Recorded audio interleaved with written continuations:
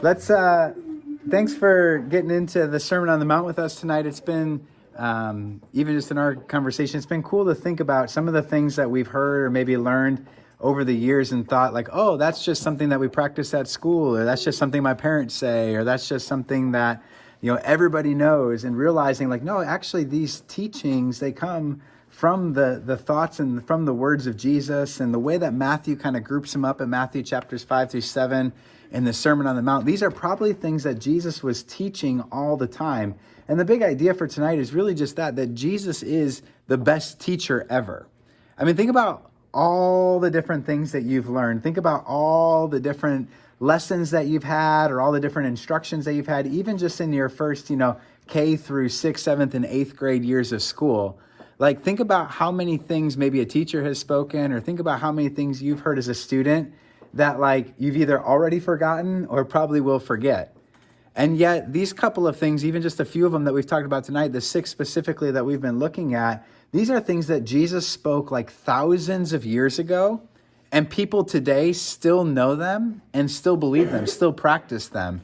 Jesus really was the best teacher ever. This is how Matthew kind of summarizes the whole Sermon on the Mount.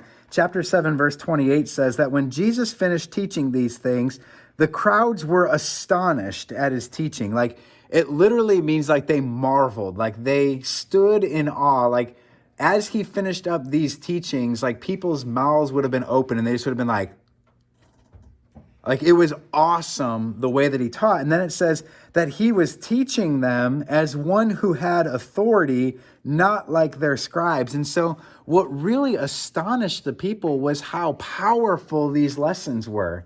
Many of them people were hearing for like the first time, like, do unto others as you would have them do unto you. Take the log out of your own eye before judging the speck in somebody else's eye. If someone tells you to go 1 mile, actually go 2, or turn the other cheek, or some of these things, as people heard them, they were just like, that makes so much sense. These things are so practical, so helpful, so wise, so true. These are some of the best teachings we've ever heard. And that's why these teachings have gotten passed on over the years. That's why they were astonishing then, they were marvelous then, they were awesome then. And if you really stop to think about them, like we've been doing tonight, they still are astonishing. They still are awesome. They still are marvelous. They've improved our world, and they continue to make our world a better place. Last week, we talked about how spectacular Jesus' life was. We talked about all these miracles that he did and all these awesome, spectacular things. But this week, we've really been talking about how practical his teaching was,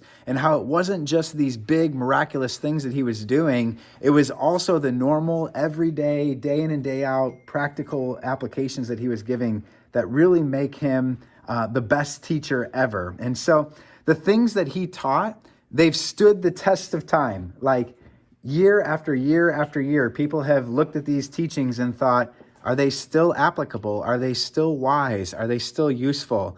And year after year after year, for thousands of years now, people have recognized that the teaching of Jesus really does stand the test of time. One of the other cool things about the teaching of Jesus is that they're applicable in all places.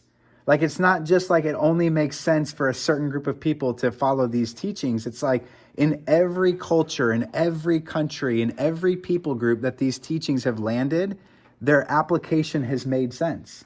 And culture has thrived, people have thrived, communities have thrived. And so the things that Jesus taught not only stood the test of time, they're also true in all places.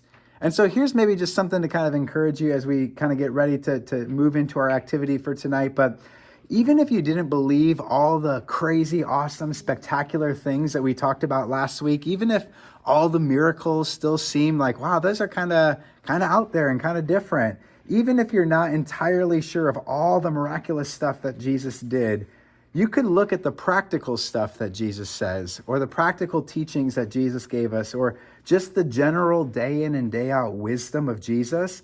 And if everybody practiced the things that Jesus taught, the world would be a better place. So even if you're kind of like, yeah, I think that Jesus is kind of cool, but I'm not quite sure I believe in all the miracles yet. Even if you just looked at his teachings are so good, so true, so pure, so beautiful, so powerful, that if everybody simply practiced or lived out the things that Jesus taught, the world would be a far, far richer place, a far more peaceful place, a far more beautiful place. And so I hope that you kind of see both last week and this week kind of how these two things come together. Jesus did all this spectacular and miraculous stuff, but Jesus also taught some extremely practical and wise applications as he went through his ministry. And so tonight for our activity, we're actually just going to kind of think about some of the best teachers that we've had. And so if everybody, go ahead, I'll start over here. If you guys want to grab a pen. Thank you. Everybody's going to need a pen. And then everybody's going to need a little card. Looks like this. It's got like an envelope, and there should be a card inside of it. So go ahead and take an envelope. What we're going to do tonight is just think about some of our favorite teachers, some of the people that maybe taught things that really stood out to you or really shaped kind of how you think about things and how you view things.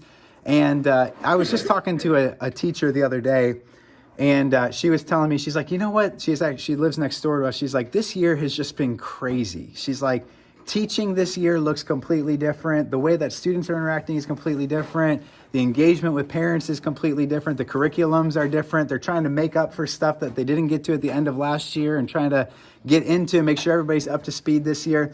And so I just thought it's really cool sometimes when you're in the thick of those sort of things, you're not always feeling your best. You're not always feeling like you have all the energy that you need to do it. And sometimes just a simple note of encouragement can be just the thing you need to keep you going that week or for that semester or whatever it is. And so tonight, what we're going to do for the next few minutes is I want everybody to write a note of encouragement or a note of gratitude to a teacher. And as you're done writing with it, you can write to a teacher that you have right now, or you can write to a teacher that you've had in years past. But I just want you to say, two things like, what are you thankful for? What are you grateful for from that teacher?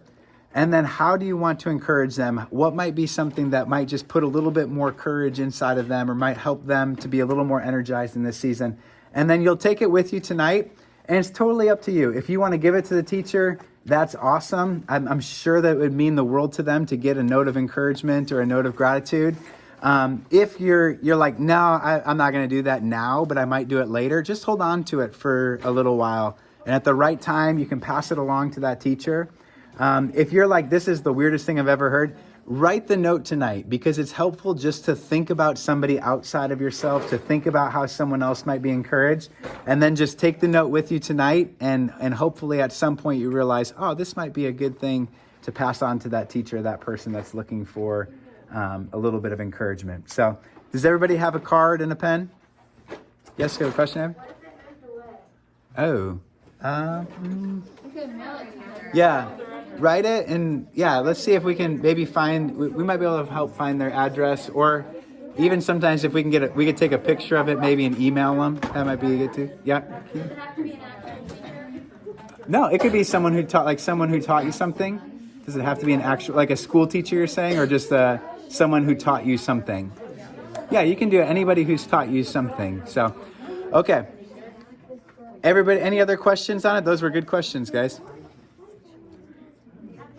All right, we're going to turn on the music. You guys can write these notes, and as adults, we'll kind of move around a little bit, and then as we kind of finish up tonight, you guys can hang for a little and take these cards with you, and if you give them to your teachers, that's awesome. If not, we'll see where it goes.